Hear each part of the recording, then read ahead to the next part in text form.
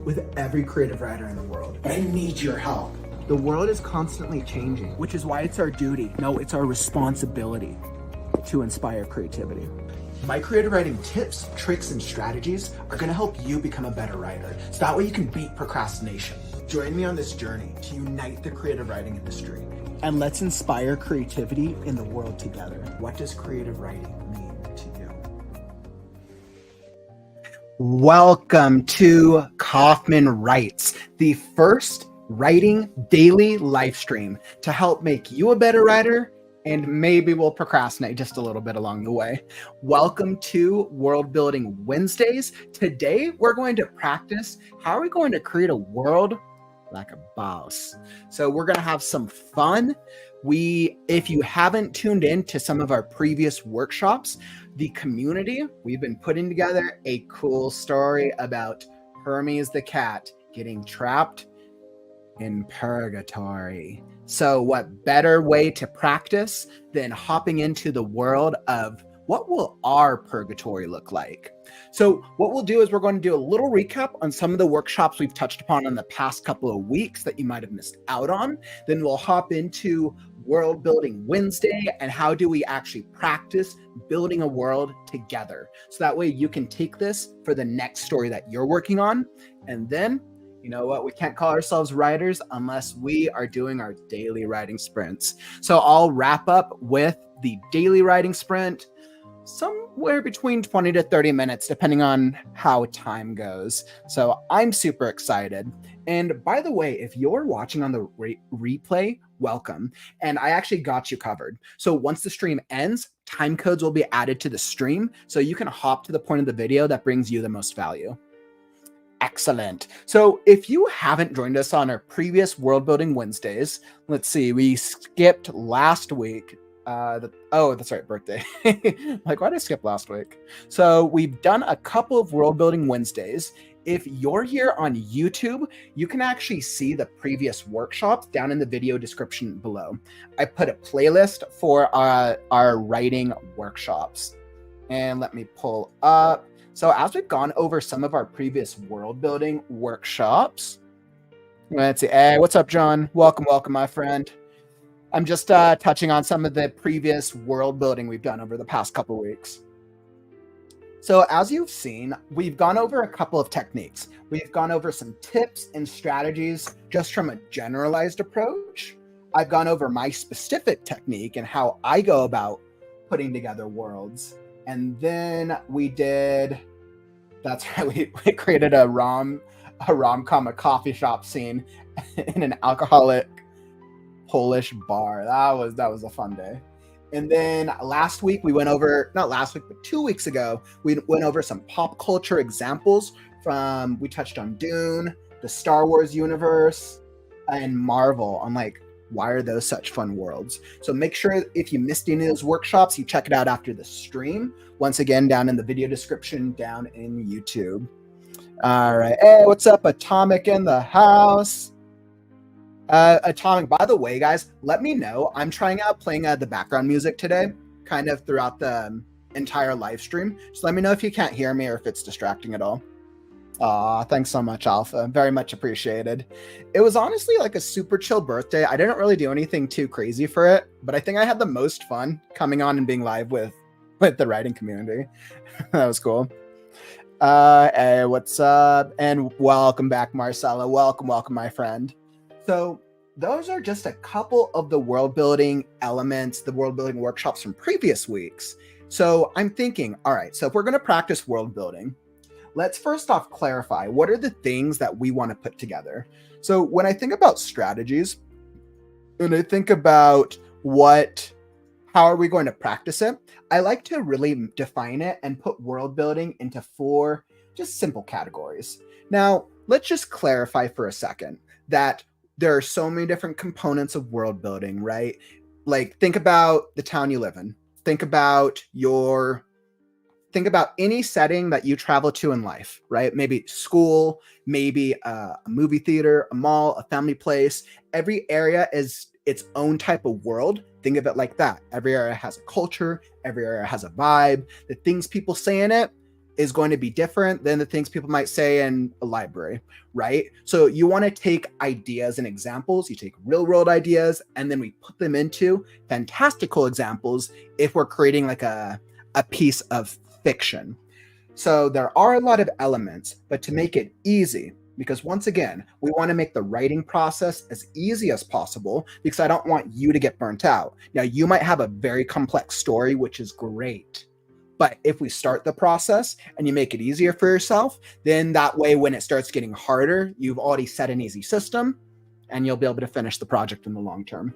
So I'm breaking the beginning of our world building into locations, culture, religion, and politics. So those are the 4 things that we're going to figure out today about our world.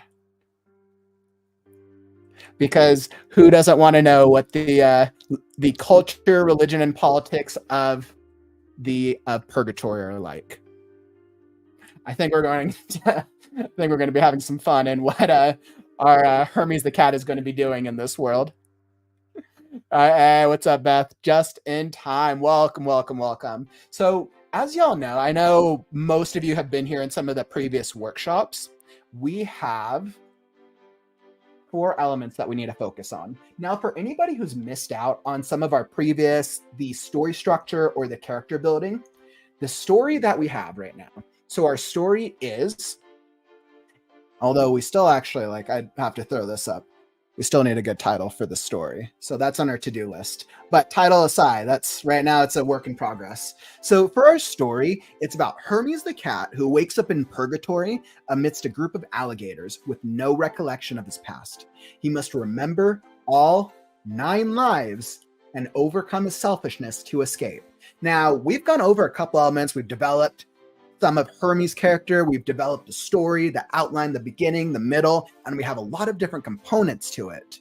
But a character and a plot without a believable world does not a story make. So today we're going to come up with a more definitive world. Sure, we can say, yeah, the story takes place in purgatory, but what type of purgatory? Is it going to take place in Dante's Inferno purgatory? Is it going to take place in one of the animated series purgatory? I'm like, what types of purgatory scenes or worlds have I seen lately? I feel like I've seen so many throughout the years. We see it a lot of times in Greek mythology reference shows. We usually see it in vampire and werewolf, so supernatural shows will usually touch on purgatory. Supernatural, perfect example, they touch on the purgatory and the afterlife in some season arcs. So there is definitely a lot to draw upon, right? And then there's so much classic purgatory, so many references. The great thing is we get to choose what we want to have fun with. So let's hop into it. SpongeBob purgatory is a white room, which is perfect for his character because SpongeBob is a very out of the box character. He's very, I think ADHD might be a way to say it, but he cannot sit alone in a room. So a white room with absolutely nothing is the perfect purgatory for a character like that who has to be doing something all the time. Absolutely.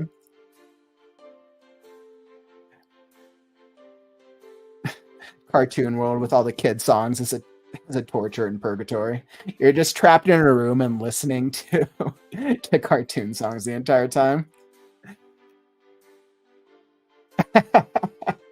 That's cute. Well, Bethany must be a cool name then.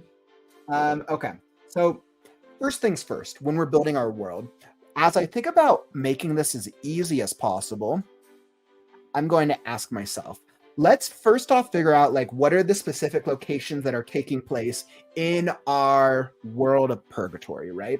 Now, usually in your own story, you want to think about what are the locations first off, because the locations are going to help you center in the whatever story you're trying to tell. Now, of course, you can figure out all let's say you're doing a fantasy story. You can figure out all the kingdoms and the hierarchies and all these other locations, but because we want to keep it simple, let's focus on what we're going to be showing in the first story. And then we can layer on all these other details. So we know the locations in this story, we're a little easier here, is the 9.5. So 9.5, I guess I should do the 9.5 levels of purgatory. Now, we know that this is a comedy, right? Clearly, this is very clearly, I'm going to say it's probably more of a dark comedy than anything, is what it will feel like. So we got a dark comedy here, and we have 9.5 levels of purgatory. So when we think about purgatory, and clearly this is going to be involving cats and animals, and we have the flying mouse, we have the alligators, and some of the plot, there's going to be battles, there's going to be a Colosseum type battle, there's going to be some chases, some heavy stuff. So what types of things or what types of areas do we want these like 9.5 levels? I say half because there's going to be an extra one. But what types of feeling or what types of aesthetic look do we imagine these levels looking like? Should they all look the same? Is everyone kind of have like a whole like red, dark, black color scheme? Or does every single one have a different vibe based on whatever Hermes is going through? What do y'all think? That's a funny thought. What in this world distinguishes purgatory from hell? If a white room is SpongeBob's purgatory, what would this hell be? You know, that's interesting. I actually always just think of purgatory and hell as one and the same, but there probably is a distinction, isn't there? Let's see, difference between purgatory and hell.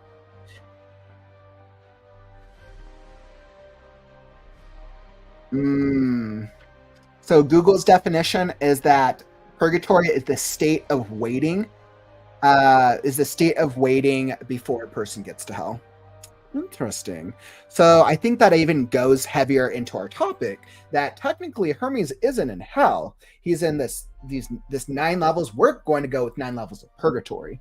So that allows us to have a unique take on the concept. So maybe it's a slight recreation of the memory of his past lives through different centuries, right? So that's absolutely one way we can go about it, right? So do we have each level be like its own? It's going to be more, it either takes place in the real world or whatever Hermes world is, and it has more of a real world vibe, and it's more of like a vision quest, a little Scrooge like when we think of the overall story.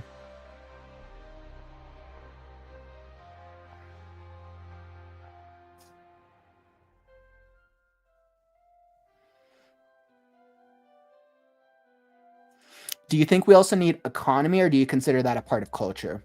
The reason I specifically didn't include economy, I thought about that, is because I think for this specific story, I don't think the economy is going to be too prevalent. I mean, I guess it could, right? We could do a currency, but like, I try to start with the people first. Because like the thing is, I could come up with so many different sub things, and economy is important. But I think the economy is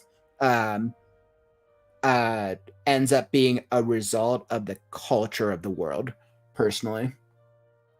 So great question, Tomic. Thanks for asking. I could easily come up with a list of 20 things for world building, but I wanted to try to come up with the 4 more general ones to make it a little simpler for us. The Musket Kitties. The Musket Kitties is definitely going to be its own thing. I almost feel like the Musket Kitties with the Musket Titties. I almost feel like the Musket Kitties, I feel like they should be a recurring little trio. Like, I feel like they should maybe show up earlier on in the story or during the early levels, and they should be kind of like any of you Pokemon fans out there. They should be like the Team Rocket. They should be that group that keeps showing up, keeps failing, but every single time is just comedic. They should. And that's kind of the vibe that I get. As you said, Yu-Gi-Oh! Battle. I'm thinking Pokemon here. Yep, every level definitely needs to have a different vibe. Completely agree. Purgatory is temporary. Yep. And that's why this is perfect. Because once he realizes that he's in purgatory and not hell, which actually leads us to believe, let's have Hermes believe that he's actually in hell the first couple levels, because he doesn't remember what happened. So him learning that he's in purgatory, not hell, would probably be a great distinction point at the end of the first act. So once we get through the first 3 levels.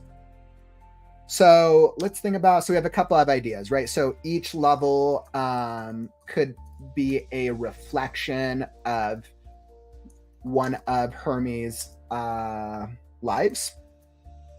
And if Hermes has had 9 lives, he's probably lived through different centuries.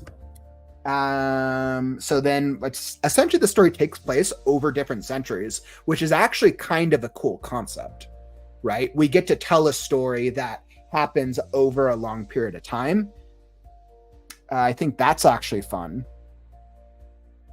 Yeah, so isn't purgatory supposedly an in-between where they have the possibility of redemption? Which it could be. I think according to Google, it's basically a waiting area. It's just described as a waiting area before people get to hell. Maybe an in-between area. TV shows tend to portray purgatory. TV shows tend to portray purgatory as like that type of like a waiting dock, a waiting room, the place to cross the lake to get sometimes to the underworld. That can be considered a type of purgatory with Greek mythology. But yeah, it's like a waiting or a transition. And I don't think there's been too many stories that have explored purgatory itself. Purgatory is waiting for judgment, right? So then we get to determine, is the judgment going to be who's the one judging, right? And that's part of the fun of this. A level is Minecraft formation. So we make one of the levels like a video game based. I think that could be fun. I think, let's see. So right now we have it broken out. Each level could be a reflection of Hermes' lives. One of the levels could have a video game vibe. That could be fun. Let's see. Purgatory is usually like an impermanent place or even spiritual state, right? That's perhaps part of the urgency. If he doesn't figure his quest out before his time is up, he goes to hell, not heaven. Or yeah, exactly, right? So that's why I think it works that he figures out that he's in purgatory by the end of Act 3, and then he has to understand what how he has to understand at some point throughout Act 2, which will probably be the midpoint based on how we structured it the other day, how he has to get out of there.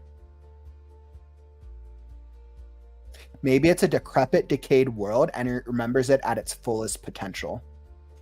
Elaborate on that a little bit, Alpha. So you're thinking that purgatory is kind of like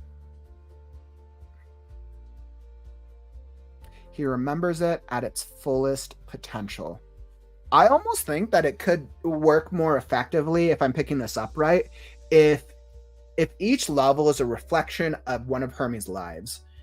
It almost seems that each level would have to be like a skewed version of his life, right? Whether it's a reflection of how he views the world or how the world is interacting with him. If they're all dead, do they even still have needs to pay for, like food, water, anything like that?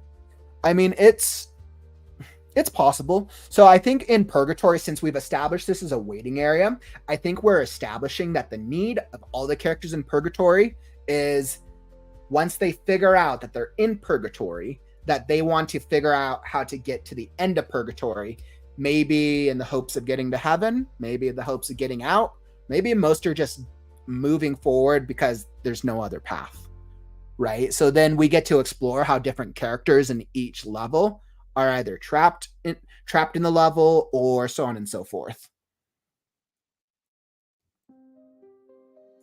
Yeah, that's a really good point. The economy would flow from the value system of the culture, I would think. Ooh, Mommy Telly, I like that. That is a fun concept. That's actually, so we're right now we're touching on religion right now. I actually like that. well, not religion, we're touching on culture, which goes into economy. So each level, that would actually insinuate that any creature who has to get out of purgatory has to have earned enough money. And for a comedy, using a coin type concept is actually a very easy way to show that. I like that idea. I think that's cool. So coins have to be earned from each level. Once again, this continues to give us an animated kind of video game-ish vibe, which I think would be fun. Coins have to be earned from each level. And they're told, what if they're told or they're led to believe that the only way for them to get out is they have to have enough money. But at the end, it's not actually about the money. It's about their actions. So they think that they actually need the money. That would be the way to subvert that, I think. Let's see. Coins have to be earned from each level to escape purgatory.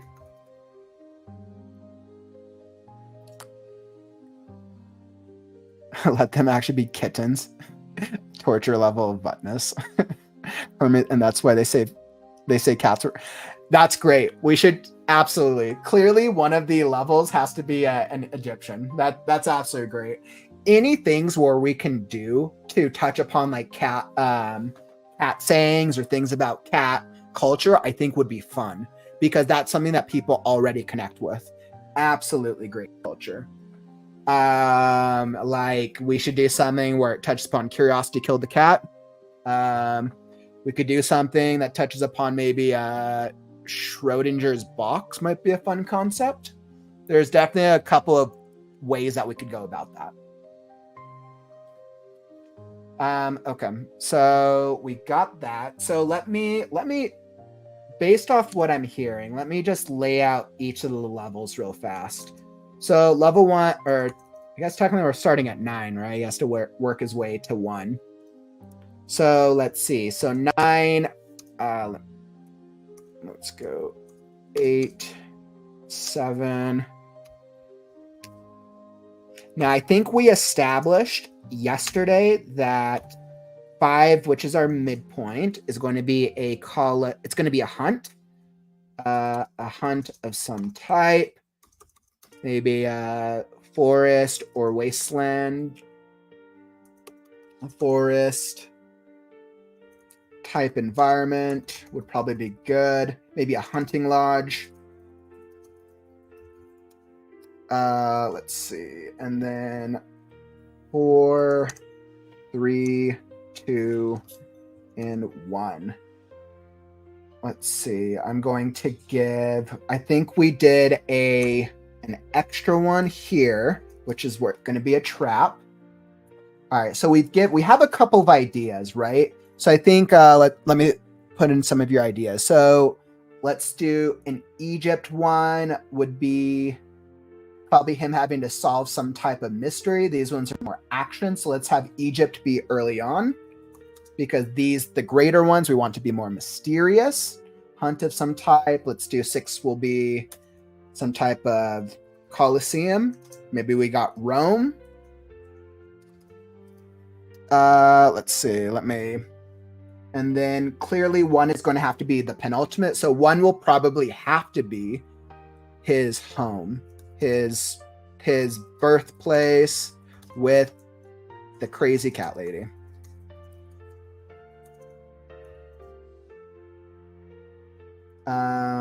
Perfect. And then I think these ones we has to solve puzzles. So probably in I'd have to think about that. Somewhere crazy to solve puzzles. Okay. Let's see. What do we got? I mean, that's another possibility, right? He could just be in a coma. The only thing that I don't like about that is essentially with that type of story, essentially he goes through the whole journey. And then what we're saying is then at the end of the story, he wakes up and we're like, well, none of that was actually real. It was all just in his head. And I think for that reason, because you would have to have his character learn and grow but then it minimizes that to an imagination. And for that reason, I wouldn't be a fan of it. But if anybody else is open to it, I'd be down to try it.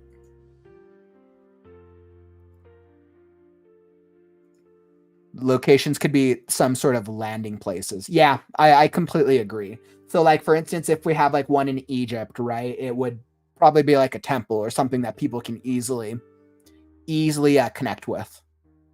Is a cave an awakening spot?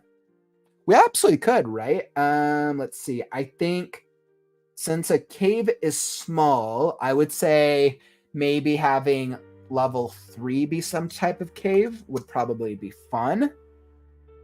Oh, a club. A mob club. Yeah, clearly, I think level 7 has to be a club of some type. And let me just clarify. These are the levels. Let's see, level 9. Let me just copy that. So that way we'll clarify that for ourselves. Okay, so let's see, or club. I love the club idea. You can make each life purgatory based on an attribute of the character. Absolutely. I think we've established each level, Hermes is going to be dealing with some aspect of one of his 9 lives. Absolutely.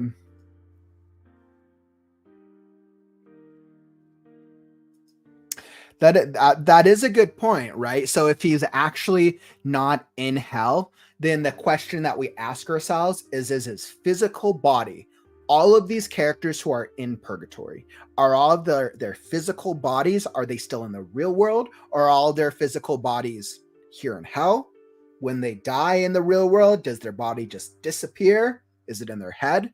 There's a couple different ways we could go about it. That's actually a really good point, Marcella. I didn't think about that. Their currency would be time then, right? I like that. So I think we use the coins and time and we tie them in together, right? So they get the coins based off a system of time. That's very clever. So culture, coins have to be earned from each level to escape purgatory. Coins are a physical manifestation of time, right? That's fun. I would love to do Salvador Dali. I love Salvador Dali type paintings. His favorite memories. I think each level will probably be like a mix. Like some will probably be maybe some of his good ones, some will be bad ones. And I think for us to be able to touch on other characters outside of Hermes, it almost feels like the back. Interesting. So it feels like the backdrop of each level would take place in areas that he's familiar with, but then he would end up interacting with characters who are also in purgatory, which would lead me to believe that every character in purgatory views the world based on their own experience, which is kind of an interesting. Yeah, exactly. So each level is absolutely going to be a reflection of one of his past lives. And kind of like starting with level 9 will be like kind of like the easier stuff, and it'll work all the way to 1 where it's like his birth, which has been probably his biggest trauma. Right. And that's the question, right? I think because we've determined that Hermes is going to sacrifice himself at the end, because as a selfish character, he has to grow through his selfishness. It'd be interesting if he earned enough, but he ends up saving the mouse.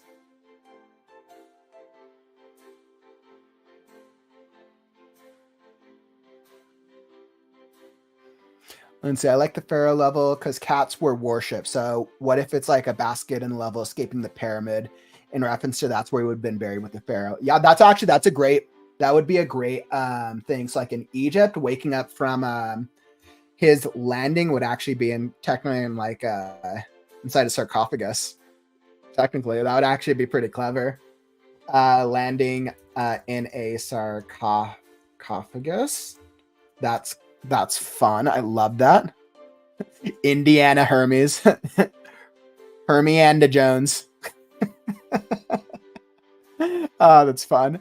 All right. The pay for a sins concept. Maybe each level has a ghost of Christmas, whatever judge, or whether they get the coin. The judge would be someone featured in the memory. Yeah, I think that would be. I think that would be fun. Each of the judges could be someone, maybe somebody he's either wronged or somebody he's done right by. I mean, I think the levels. I think the amount of people he's done right by are going to be very far and in between. But yeah, I think that's a great idea. Absolutely. They're really vocal. Ooh, we need some Siamese cats in one of these levels. Absolutely. Siamese cats would be a great one. Let's have our Siamese cat seem like a club type character. Let the Siamese cats show up here. Okay, so we're figuring out the levels, which is great. So I don't run out of time. Let's focus on the culture, the religion, and the politics just a little bit, so I can get a better idea. So you can see it, right? As we're fleshing out the 9 levels, we're brainstorming, we're coming up with different ideas, which is super fun. And the great thing is, let's say you're working on your own story. There's no right or wrong thing. You can make the outline, you can make the concept, and then let's say you're writing and you're like, you know what? Egypt just doesn't feel right when you're writing it. Do what feels right. You have to trust your creative instinct. And then you can go back and retouch up the outline after the fact. So let's think. So right now we have the culture or coins that have to be earned. And it sounds like it's going to take place in different levels of his experience. There's 9 lives. That's fun concept, right? The final decision could be a purchase where one would help you and one would harm you. Now the question is, do they understand the gravity of the coin system and time by the last level? That's a great question. That is an absolutely great question. That's something that we always want to ask ourselves when we're working on stories. I think right now we've gone through a couple different iterations. It feels like this is a comedy, like a dark comedy. If we do this as a story, my gut tells me, I mean, we could make this we could do this for an adult audience like this, because we're touching on very dark, some very dark themes, and especially like if it was made into like an animated show, I would kind of see it as being like a dark animated, similar to the vibe of like Has-Been, of the Has-Been Hotel series, or something that has that like dark, mature theme concepts in a way that's still funny. When we make the video game, he's going to have to be collecting coins. And instead of getting mushrooms to grow bigger, he's going to have to collect the catnip to grow bigger. Whoever creates the video game of Hermes the Cat. Exactly, Atomic, as you said, the catnip, offered by a nervous little chihuahua, creating internal conflict about whether to buy some or hold on to coins. Coins could unlock doors. I absolutely love that. I feel like the chihuahua is going to be like our super shady character, but he's going to be extremely animated. Something like that's, if we're doing a chihuahua, they have to be extremely animated. But I think the chihuahua has to be super shady. That'd be funny. Coins, the chihuahua. Let's make sure I spell that right. Chihuahua tries to offer free. Well, but just put free coins along the way. Okay, so let's see. With other things that we've determined about the culture, right? So this coins concept is a huge part. That's awesome, wonderful. I think we've also determined each creature in purgatory is experiencing each level based on their own experiences.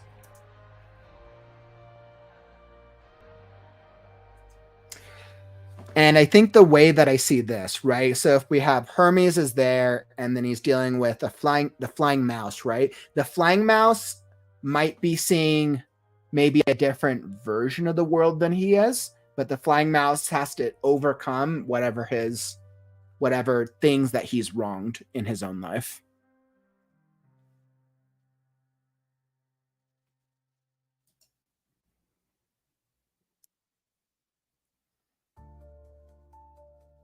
Yeah, and that's another reason that I was hesitant to do a coma, because then it minimizes the dream aspect of it. Let's see, it wasn't exactly all just a dream. It was a literal spiritual journey. Maybe it can come back clutching some proof that it happened or something, right? And that's absolutely a way to go about it, right? So it's whether or not he is or he isn't in a coma, right? There's two absolutely viable options. I think based off this coin system, it kind of feels like each level is probably going to give him different amounts of coins, and that's going to let him maybe unlock doors or get from each level in a different manner, it seems like.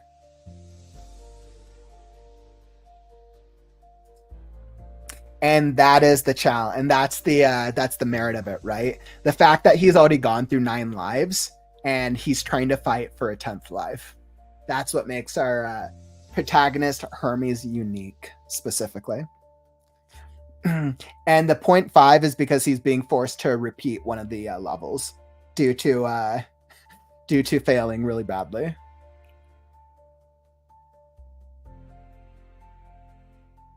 And we could, like, that's another avenue to go, right? So you could do the one avenue that gives us 3 options, right? Option 1, he's in a coma and the entire thing is in his head, or a spiritual journey.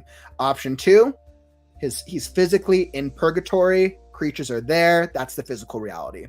Option 3, leave it ambiguous, right? And you let the reader determine which one they believe it to be at the end. I actually kind of like that. The hard thing with ambiguous endings is you have to weave the thread of the story very, very, very well. You have to do enough foreshadowing to make either option seem believable. I think one of my favorite examples of an ambiguous ending was probably the movie Inception, which I absolutely loved how they kept it ambiguous. But the way it's presented is done in a way to leave the audience making the guess of, oh, is it this or is it that? A show that failed pretty tragically on the ambiguous nature on it, Lost, was one where it tried to do it and it struggled throughout the ending of the series. Hermes the Scrooge. No one will take his coins. Yeah, I could actually kind of see that too. I could see this as being like little Douglas Adams, maybe even a little like, not necessarily the world, but maybe the comedic vibe of like Terry Pratchett per se. I absolutely think these would be some great writer styles to channel into this type of world story. Right, so Hazbin Hotel is cutesier, but it's still a story in hell that has a whole comedic undertone. And I think if it were made into an animated series, I would kind of see it as that kind of like vibey framework. At the end, he wakes up clutching a single coin. He wakes up clutching a single coin. That would be a way to do it. Let's see.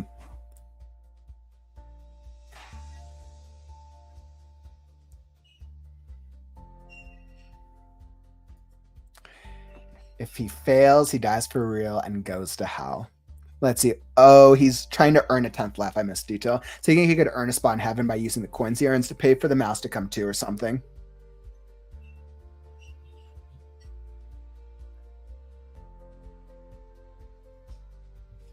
Yeah, actually, I think that our the hunting level, which is this going to be the midpoint, I think this should be like a horror vibe. Absolutely. What about a horror level? This is going to be our horror level. I think this will be a lot of fun. Awesome. So we have a couple things of the culture, which is super cool, and it sounds like we're kind of leaning more towards this being in his head. It sounds like we're kind of leaning towards the ambiguous ending. Now, I know previously we had determined, right, that he would sacrifice himself at the end. Him sacrificing himself could actually be what allows him to go back to life. But because of his punishments and the way he's lived his life, he has to deal with the worst punishment of all, neither going to heaven or hell, returning to life. We could end that on a way that's comedic, of like, all right, Heaven or hell? No, he's going back to reality. That could be a way to go about it. And then challenge on, was it real? Maybe yes, maybe no. We see a coin at the very end. That'd be a way to go about it. But it sounds like that's kind of what we're leaning towards. So we're leaning towards it was ambiguous ending, potentially in his head.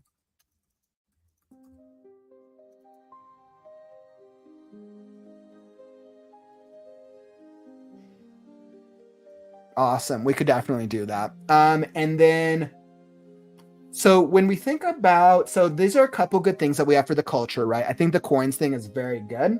We have the ambiguous thing, which is good. Now, when we think about the religion and the politics, so when I say religion, I mean less about a religious belief of heaven or hell.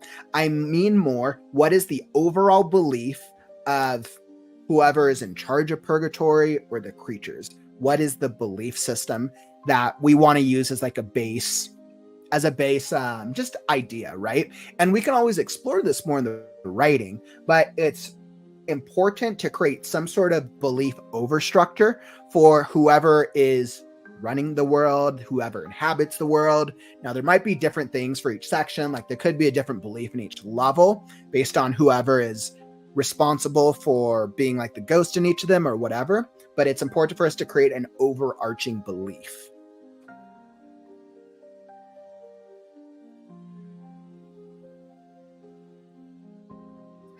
I think that'd be a really fun ending, right? He finds the coin and then he flips it, but we don't actually get to see the where it lands. That could be cool. Or it lands, but it lands on a joke of like he scratched the side and like he's like it's intentional that he doesn't really care.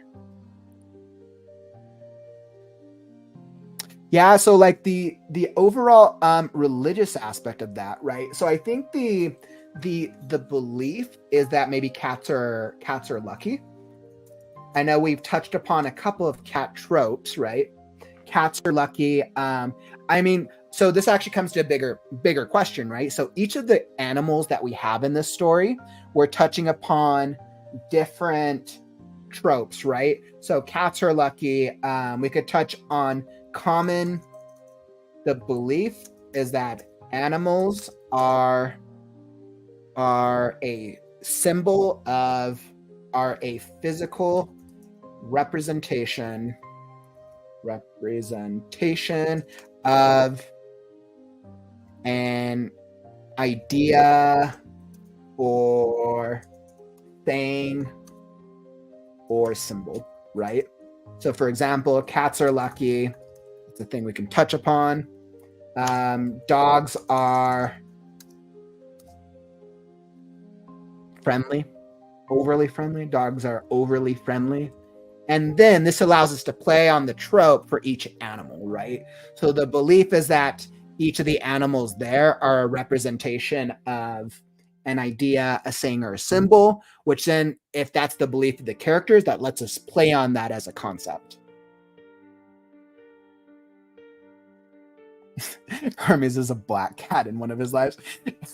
It'd actually be kind of ironic if Hermes was a white cat, and then in one life, he's a black cat. That'd actually be really funny about the name. Wherever he ends up, he knows now that wherever he ends up, he knows now that he needs help to help others rather than return to his selfish ways. That makes the coin landing on its side or something really land thematically as well as Yep. Love that. Absolutely love that. If it lands on his side, on the side, and then maybe he just kicks it away. Lands on the side, he kicks it away, it rolls, and then we could always do something clever. That gave me an idea. The last moment of the story, he flips the coin, lands on its side, he kicks it away, and it rolls into somebody, another animal who just died. Dogs are loyal to a fault. I love that. Absolutely love that. So that means a character like a Chihuahua, like we would play on that trope, right? Of the Chihuahua would be like, oh, you know what? I'm always loyal. I'm a Chihuahua, right? I got all these coins, right? You want to buy these coins? And have him be one of those like overly like talkative characters, which we get to have fun with. I love that. Dogs loyal to a fault. Absolutely love that. And then we get to do that for each type of character, which is fun. Absolutely fun. And I think that works well for this comedic type of world we're creating. Yep, dogs are loyal.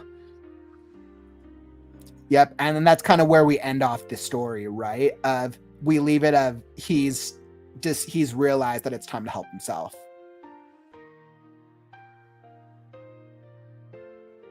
Let's see. I'm imagining a different time and place for each life. This making each level a very different experience. Venerated in Egypt, aboard a pirate vessel, chasing that. Like, that's a great idea, right? If we've already determined that Hermes is a selfish character, maybe one of the reasons he's selfish and maybe he's spoiled is because in a lot of his early lives, he was held up on such a pedestal. That could be a thing, right? Before he ended up being more of a homeless cat in maybe later lives. Yeah, maybe that's the core idea that we play with, right? That in his early lives, like Egypt, like pirates, like he was revered as almost like he thinks of himself as a god maybe in his early lives, but then in his later lives, he's just like, dumb cat, get out of the way. That could be fun. He's a different breed, every single one. Oh my goodness, that could be fun. That could be fun. With that, you have to find a way.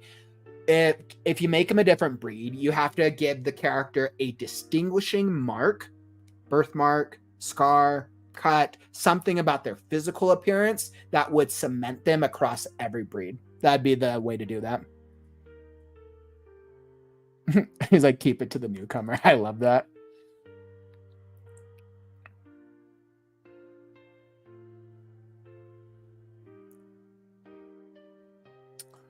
Yeah, Marcel, I haven't seen The Last Wish. I've heard of that. Is it a game? No, it's a story, isn't it? The Last Wish. Is the third story published? Oh, Puss in Boots: The Last Wish. Yeah, it's because I'm not super familiar with the Puss in Boots series, but that's absolutely something to pay attention to, right? Especially if you're writing something in a genre where something else, like, if this was written and then created, this is actually a good podium moment. If this was written and then going to be marketed to an audience, if people are hearing like, oh, this is a story about a cat in purgatory, your average audience is going to think of Puss in Boots because that's a popular cat. They would think of are there other cats who are predominant in pop culture, at least over the past 20, 30 years? That's like what they would think of. So you have to be aware of that as you're creating the story and who you're going to market it for. Absolutely. Our pirate kitty's absolutely going to have an eye patch.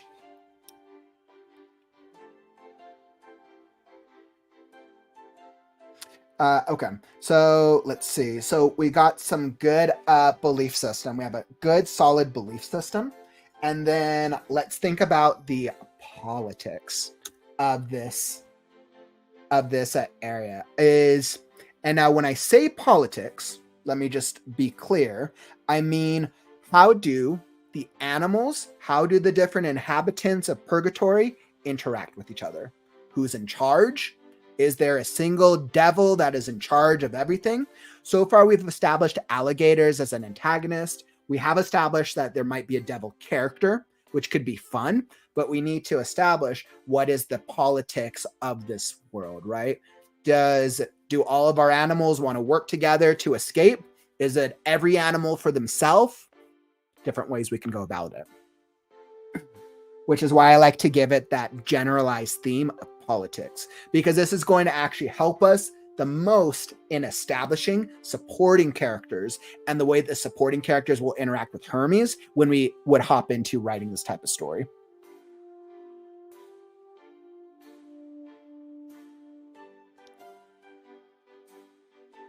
I absolutely love it. You guys have some absolutely great character development opportunities going here.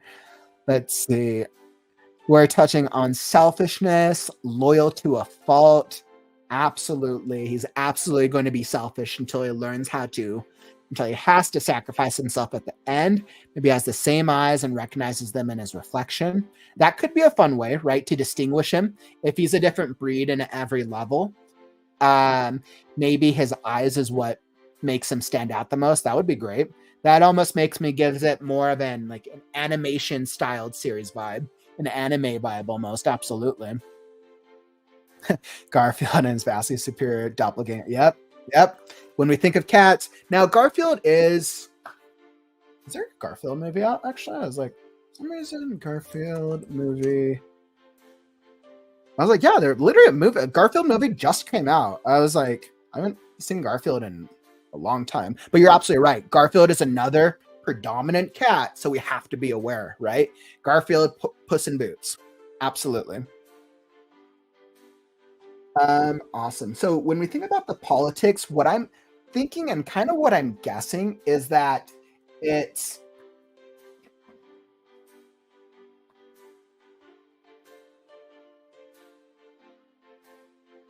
seems that characters will either work together or against based on the particular level. So, which leads us to believe that each level is going to have a specific challenge. Each level has specific challenge, and that's going to determine the politics of the way the characters will interact with each other. Specific. And I think we've established that there's going to be a devil type character in at least in one of the levels. But if Hermes is dealing with different variations and different ghosts, we can go about it in whatever way. Since we're going to have this as an ambiguous ending, technically the one leading the world. Let me think. Actually,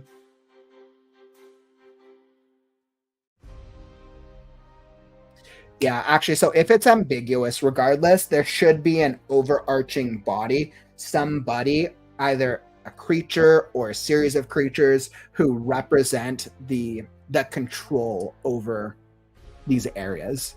Now, I think we've determined that we have our alligators, or maybe aliens. I think we kind of determined some alien alligators at one point. Alien alligators.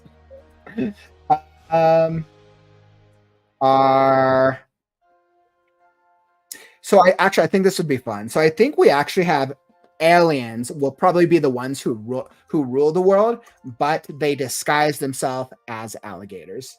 Aliens run the world disguised as alligators, and maybe even one of them's disguised as a devil. Alien disguised as a devil, alien disguised as a devil to lead our reader / viewer to believe that the world is controlled by a devil. Believe that world is controlled by a devil until we learn in the end. Right?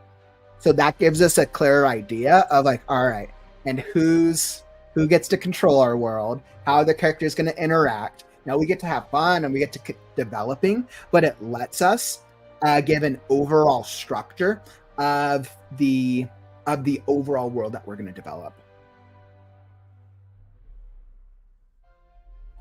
Yeah, and by the way, this is actually a really good point. So if you're just hopping in and today's the first stream you're hopping into, we've actually done a couple of story structure workshops. We've done a couple of world building and some character development in some of our previous workshops. If you're on YouTube, make sure after the stream that you check out the workshops playlist. I've highlighted some of them.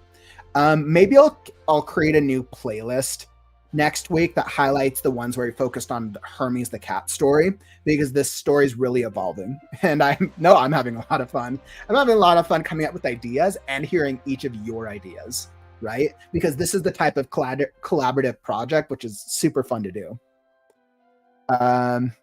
Star Wars / Star Trek space battle with aliens.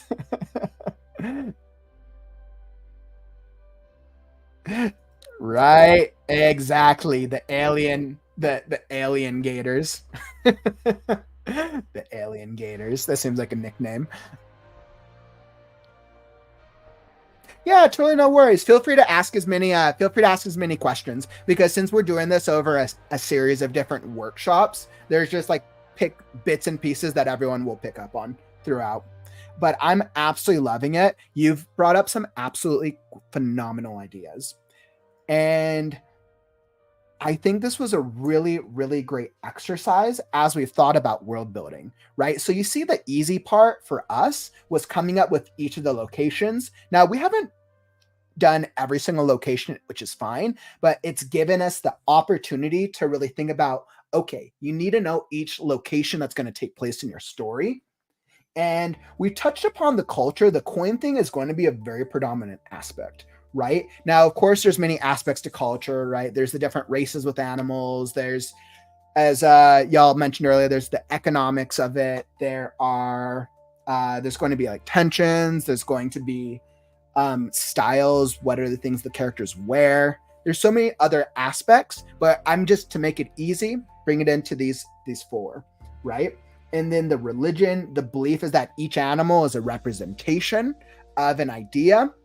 So every animal believes that they are there in purgatory once they remember who they are, that they are there because of whatever they represent. And I think that's good. And then the politics, which is essentially each animals either work together or against each other based on the level. So that actually allows us to have a roller coaster of the world and each level of the story, which is great. And then the overarching antagonist will be the aliens. And really, the antagonist is actually a little bit more, it's like a Hermes versus himself type story. But we still have the ones who are running the show, which are the aliens, which further gives us the idea of, oh, is this real or is this not? Do aliens exist? Hermes doesn't think they exist. The running joke would have to be that Hermes doesn't think aliens are real. Or we could go the opposite of Hermes is actually afraid of aliens. So this just gives a couple of really fun examples and a style of world building for you to take into your own storytelling when you're creating your own world. I love world building, and I just want to thank each of you for being a part of the conversation. Now, okay. And by the way, if you enjoyed this stream, make sure to follow and subscribe. We do these daily sprints and workshops each and every day. I'm having quite a lot of fun creating the world of Hermes the Cat. So you'll be alerted when I go live. Monday through Friday, our casual writers group. Saturday is the story and critique show. Submit your story for free readings and excerpts.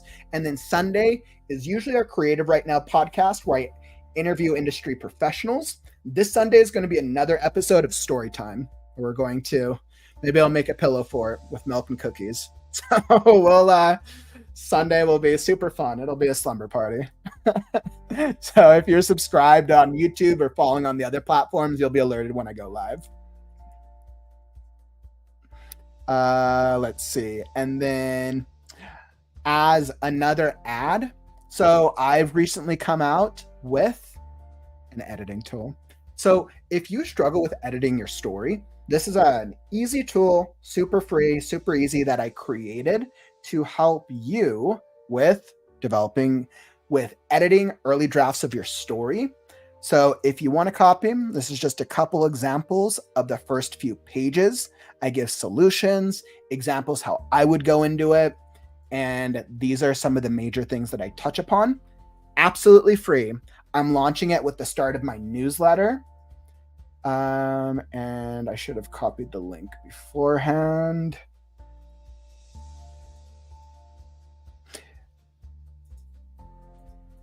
Awesome. If you want a copy, I'll throw it in the chats. If you want a copy of the edit tool,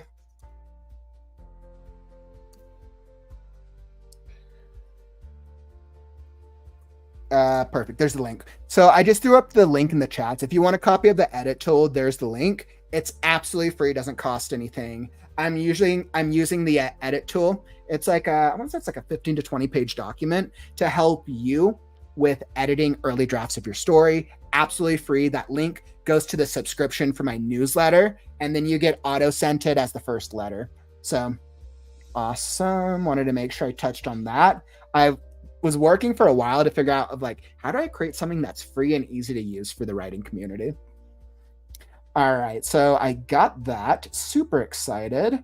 And then that is going to bring us to our writing sprint. We cannot call ourselves writers unless we get a little writing done. So I'm going to hop into my story, The Last Scarecrow. If you're feeling super creative, feel free to join along. Feel free, because it's the hour mark, I'll probably do it as a 20-minute sprint. If you want to get some writing done, I'm going to throw up, blast the music here, and we will work. Or if you're not feeling too creative on your own stuff, maybe someone out there wants to start working on some Hermes the Cat stories, or maybe you just want to kick back and relax. Do your multitasking, and I will write vicariously for the both of us.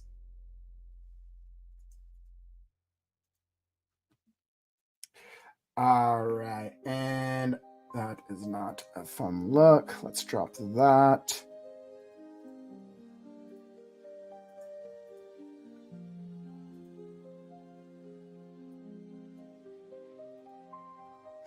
All right, here we go. And I am all set with my story. I got Last Scarecrow all queued up. I got 20 minutes on the clock.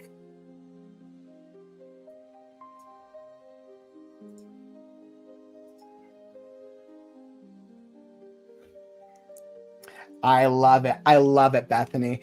Feel free to write. You're probably working on your own story, or once again, like I'll put this out there.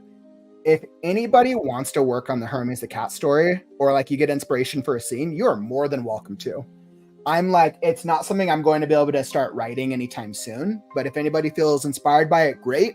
If you have your own story, get some work on your own story done, whether that's brainstorming, writing, or editing, all part of the writing process.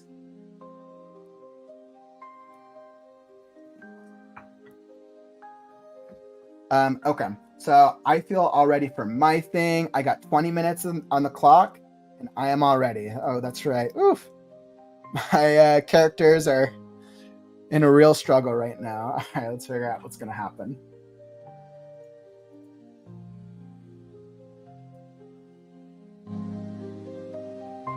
All right. I got 20 minutes on the clock, and it's time to write now.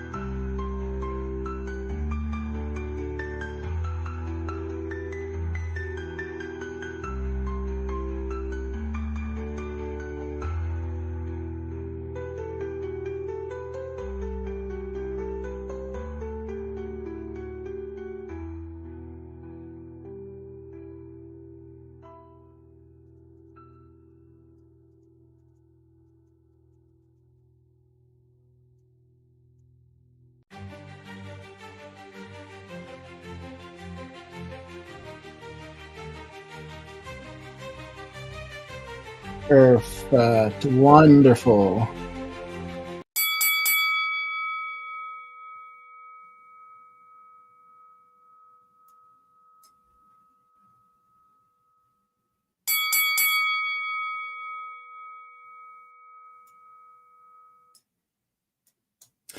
All right. That was good. I feel like I made some really good progress on this writing sprint.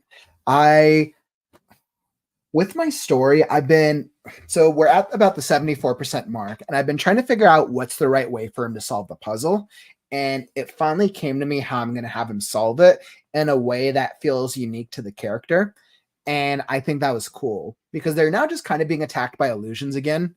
And when I work on the second draft, I might have to edit down this scene a little bit so it doesn't feel quite so, hopefully, just repetitive.